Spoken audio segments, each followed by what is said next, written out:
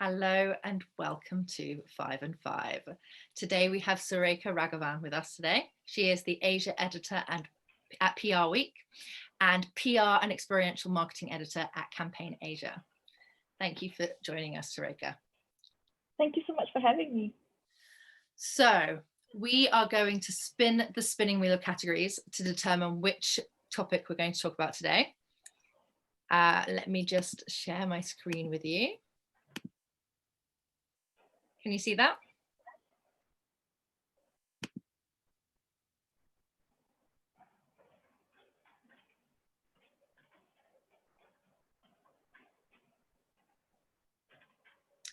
Please read out the category. Memories. Okay. So we're going to delve into memories. Surekha, you cover so many different, as a journalist for one of the biggest publications in Asia, you have access and you've witnessed so many different campaigns. What's a memorable one for you? I can talk about a recent one that we actually covered today from Nike, from an agency called Wyden and Kennedy. So this was an ad that came out of Japan, and it actually got quite a lot of international backlash because one of the themes of the campaign was racial discrimination, because they had featured a woman in the ad, or teenager rather, in the ad, who was half Black. And people in Japan, some of them were quite upset about it because they felt that it was promoting the country to be maybe not so harmonious or not so tolerable. So we wrote about the ad. The ad itself is really, really good. Yeah, I guess that was one that stuck out recently. Yeah.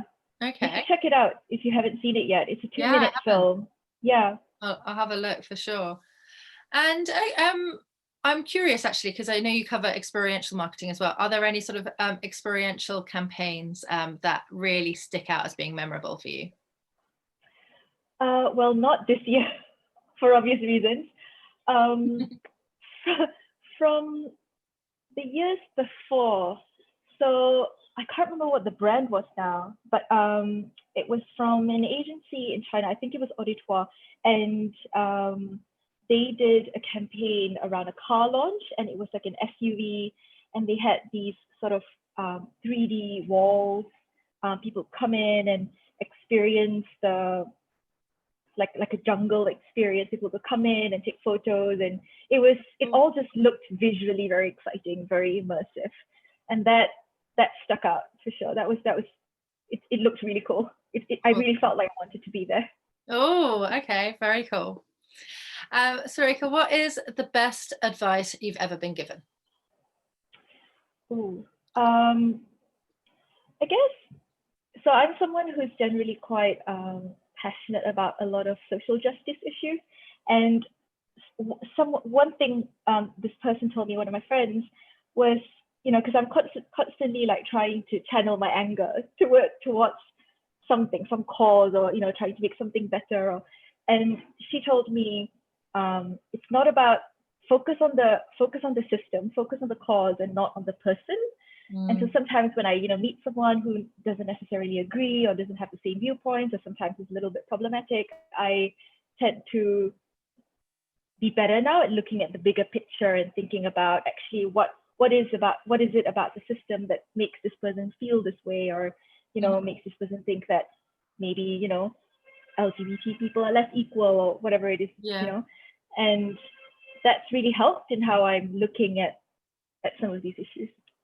That's really good advice. I like that as well. What is your favorite childhood memory? Ooh,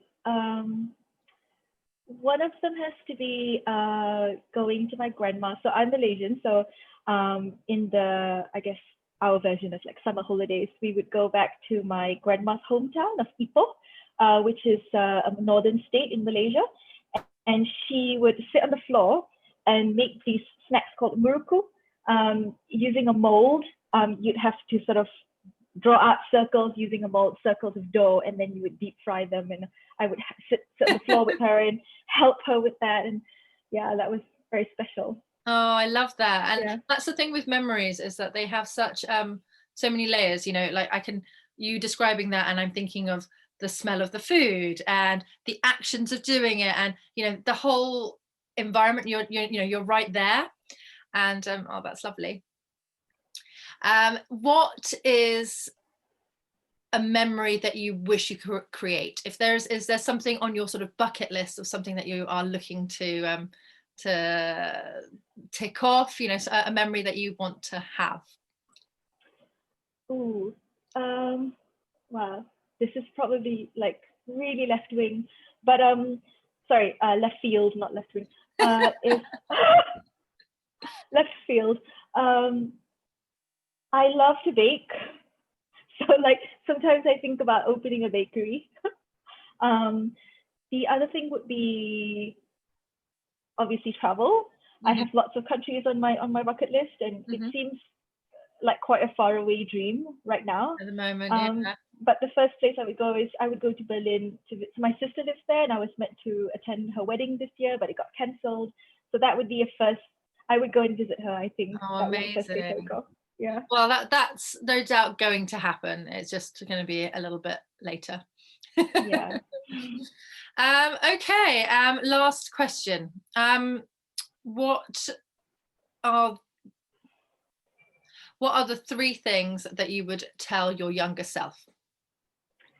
Go back. Wow.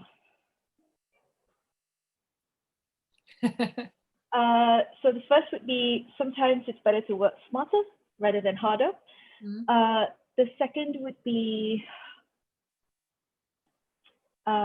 empathy trumps everything, I think, is what I'm learning as I'm getting older. The third is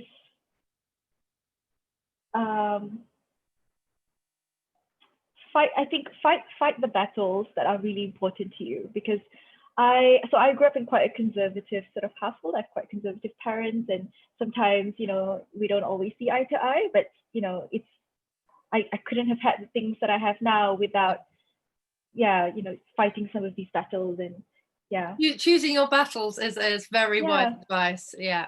You don't want to be at loggerheads over everything all the time. Yeah, that is true also. Yeah, picking the right ones. Yeah, for sure.